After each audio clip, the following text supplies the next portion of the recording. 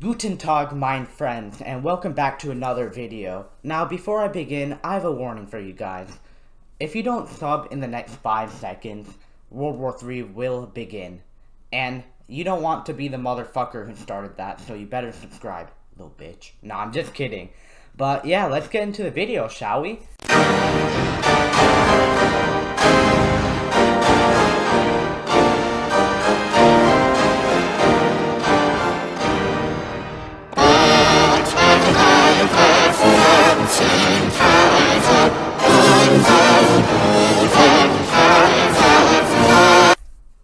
Alright, so I'm gonna make this real quick because this is the last episode of World War I, so I'm not gonna get on any tangents, and let's begin with how America actually got into the war in 1917. And so, in my opinion, there were two main events that kind of got the Americans to join the war. The first was the sinking of the Lusitania in 1915, and so the Germans actually believed that the Americans were having weapons in that ship, and they were going to give it to the British and the French. And the Americans, though, they claimed that it was just American citizens and tourists. But later, they did find out that the Americans were hauling weapons. So, you fucking sneaky Americans, why are you fucking with the Germans? But still, the Americans were very offended at this because it killed many Americans, the sinking of the Lusitania. But it wasn't enough to finally push the Americans over the edge. Actually, before I get into the last point, which was in the Zimmerman telegram, I'm going to get into how the Americans were like thinking, what were their mindset into the war.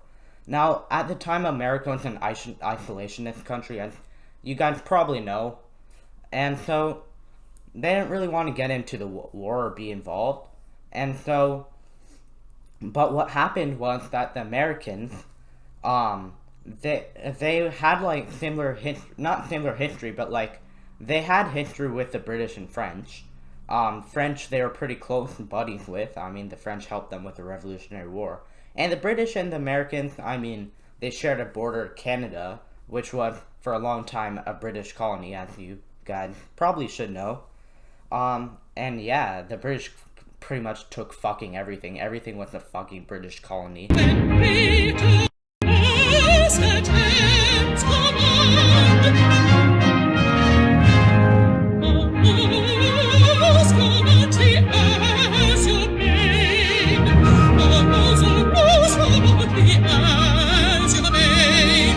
And even the British invaded France, and even France was kind of a British under the British. Yeah, fucking French were under everyone, even the Germans. Oh no, but anyway, so but America at the time had a large German minority. In fact, the German language was the second most spoken language in America after English, believe it or not. But now that I got that out of the way, so Americans very polarized on which side of the war they should join. But finally, this thing would push them over the edge, the Zimmerman telegram. Now the Germans, they really didn't want the Americans joining the war, because at the time, the war did seem like it would go either way, but it still seemed like that the Germans would probably win the war. So the Germans decided that to make sure the Americans 100% don't join the war, they're going to send a telegram to Mexico to start a war with America so that they can get their former lands back, Texas, California, and Arizona, New Mexico. They won all their former lands back. I'm pretty sure Nevada and Utah were also basically the American Southwest. And so they send a telegram to Mexico, but the fucking British had to ruin it. Fuck you, Britain. Yeah, I know, rule Britannia. Anyway, so the British actually intercepted this telegram and brought it to the US, being little fucking snitches. Snitch! Britain, you're a snitch! And so the British snitched on Germany, and that was it. The Americans were fed up. And at the time, America's either, if you look at it, they would either be the first, second, or third most powerful country. In my opinion, they're the third. In my opinion, the first strongest was Britain, Germany, and then the United States. But some people look at it as Germany, United States or Britain, and Britain, etc. But like the common theme is that America was one of the most powerful countries at the time, and so that wasn't really a good idea for the Germans to get America angry. And now that I got that out of the way, basically once the Americans land, the Germans actually made a last-ditch effort to take Paris, but the Allies actually got better and better at defending them off. And so they nearly reached Paris, but, the Germans were very worn out at the time, along with the Allied powers. So the Americans, being fresh, they're fresh soldiers, they haven't seen the horrors of war yet, so they kind of just came in and they wrecked the Germans, fucking wrecked them, stuck their big American cocks in the Germans' lines and just like they fucked Germany. So I'm not really going to talk about what happened from 1917 to 1918, the Western Front, because basically it's Germany being destroyed by America. Fuck yeah. I did not do that well anyway. Yeah, so now I'm just going to talk about the treaties. And so, yeah. So the first treaty I'm going to talk about is the Treaty of Versailles. And the Treaty of Versailles was the one that Germany had to sign to the Allied powers. And so the Germans had, believe it or not, this is all from my head. I don't know how I remembered this all, but take note, because this is going to be important. The Germans, they had to lose a lot of land. I believe it was around 13% of their land. I forgot the total population. But they lost Alsace-Lorraine, which was the land that Germany took from France during the Franco-Prussian War that I talked about in my previous episodes. And so the Germans took Alsace-Lorraine. But also, I'm not the Germans. The French took Alsace-Lorraine from Germany, and they also lost more land. They lost some land to the Belgians. The Germans also lost northern Schleswig, which was actually land that they took from the Danish during their war to unify Germany. Not the one the Franco-Prussian War. It was the one before then. And so northern Schleswig goes back to Jutland in Denmark. I don't know how I know this shit, okay? I just do. And then also, East Prussia, the part that was originally Prussia, that united Germany, it gets separated from the rest of Germany by a new country, Poland, which used to actually be its own country in the past, but over the years, mostly Germany and Russia, but also Austria to a lesser extent, slowly chipped away at the Polish until Poland didn't even exist anymore. So, this little gap that gave Poland its coastline would be hated by Germany, and would be a big reason why Germany would invade Poland in World War II. And another thing that would happen is that Germany would have to pay huge war reparations, and it took, I believe, over a century for them to pay it off. Or like around a century, which is insane. And the Germans had to shrink their military to just 100,000 soldiers, and that's also crazy. And yeah, it was just like, this treaty was highly controversial, especially amongst the British. And yeah, but in my opinion, it wasn't the least controversial.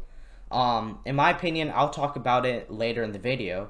I believe the treaty that the Ottomans had to take, the Treaty of Sevres, was the worst. Because it basically forced the Ottomans to lose their capital, lose all of Arabia, lose parts of Anatolia. Basically, the Europeans want to fucking make them into a they want to colonize them. And in my opinion, this is blatant racism because the Ottomans were Muslim and they weren't considered as European as everyone else. So I believe that was blatant racism. Um, and yeah, I'll talk more about it later, but I'm going to get into another treaty, the treaty the Russians had to sign, and that is called. So I had to look this up, but it's called Litovsk, the Treaty of Litovsk, and I looked it up on Google Translate, so it might not be 100% accurate, but basically it's the treaty that the Russians had to sign to the Central Powers during 1917, and basically the Russians had to give up an enormous amount of land, and the Russians, after this, would become the Soviet Union, but basically, the Russians had to give up Ukraine, the Caucasus to the Ottomans, Baltic areas to the Germans, and also the Russians had like a lot of, they had independent nations like Finland came into the picture, who would kick the Soviet Union's ass during the Winter War. Hopefully I'll get into that in another series. Preferably right before my World War II series, which will be likely after my Ottoman series. But yeah. So the Russians had to give up a lot of land, and despite Germany losing this war, the Russians still wouldn't gain this back. So yeah. Now I'm going to go into the next treaty, which is the one the Austrians had to sign. I need to look up what it's called, and I'll get back to you. Like, I know what, like, it in writing, but, like, I don't know how to pronounce it, you know what I mean? Right, my bad. It's called the Treaty of Saint Germain, which basically, I can explain this. It's so, the Austrians, I feel like this is really a cruel treaty. If you just look at the map of how much land Austria and Hungary had to lose, it's just insane. First of all, it created the Yugoslavia, which was under Serbia's rule. They also had to give land to Poland. Austria and Hungary would be split up into different nations. Czechoslovakia would be created, and they would also have to give war reparations, obviously.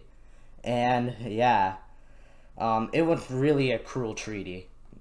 Which all these treaties were cruel, but nowhere near as cruel as the Treaty of Severance, which the Ottomans had to sign. Like, holy shit. So the Ottomans basically had to sign, basically a death warrant, to be honest. Like, holy shit.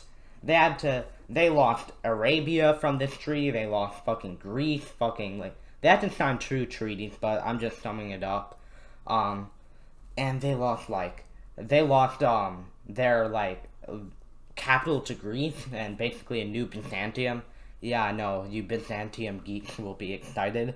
But yeah, so they also lost land to the Italians. Basically, all of Europe was trying to colonize the Ottomans, and as I said, it's in my opinion, blatant racism. And so yeah, but the Turks would not let this happen, and you will see in 1923 the Turks would finally take back all their land during the Turkish War of Independence, and yeah, that's where I leave this series. And yeah, and I'm going to say before I go that after this World War, there definitely wasn't another war. Come on, man. But yeah, after this war, the world definitely was like, let's have another one. And 20 years later, that's exactly what happened. And yeah, that's where I leave this video, guys. Peace.